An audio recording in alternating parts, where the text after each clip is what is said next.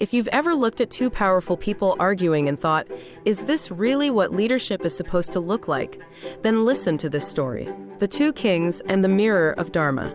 In a time not so different from ours, in a realm of machines, media, and megaphones, two mighty kings stood at the center of the world's attention.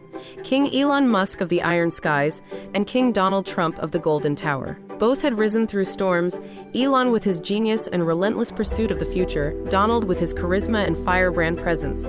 They were admired, feared, mocked, followed. But above all, they were compared to each other. And soon, they began comparing themselves. At first, it was subtle, words left in interviews, veiled barbs online, claims of who had built more, led more, mattered more. But the tension grew. King Elon said, "I dream of Mars and stars," while he plays with old empires built on sand. King Donald replied, "He builds machines, but I build movements. He wants to leave Earth, I made it great." The world watched, some cheered, some laughed. But an old sage, sitting by the banks of the Yamuna in quiet contemplation, simply sighed. A young student beside him asked, "Why do they fight?"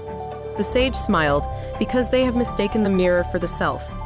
The student was confused, "But aren't they great men?" "Yes," said the sage, "but greatness becomes shadowed when it seeks its reflection in another's eyes." He told this story. In the Mahabharata, there were two mighty warriors, Karna and Arjuna. Both were powerful. But one fought from ego, the other from Dharma. The difference was not skill, it was inner clarity. In our time, many kings rise, but the test is not who wins debates or headlines. The test is, can they look into the mirror of Dharma and see clearly, not their reputation, but their purpose? Back in the realm of iron and gold, the two kings, tired from their feud, were both visited by the same dream. In it, they stood before an ancient mirror. At first, each saw their achievements, castles, rockets, followers, fortunes. But then the mirror shimmered. Their reflections changed. They saw a child in a refugee camp, a lonely teenager scrolling for belonging, a burned-out worker, a planet overheating. The mirror whispered, "You were given power to serve, not to dominate. Dharma is not about who rules, but who uplifts."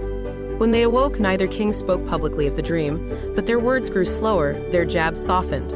They didn't stop being who they were, but something in their gaze changed. And the world, hungry for meaning beyond noise, noticed. Moral of the story: greatness is not in the volume of your voice, but the clarity of your purpose.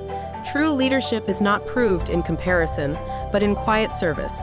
The mirror of Dharma reflects not what you achieve, but who you elevate. Try this today. Before you judge or compare yourself or someone else, pause and ask, am I moving from ego or from alignment with what truly matters to me? Step away from the mirror. Step into your Dharma.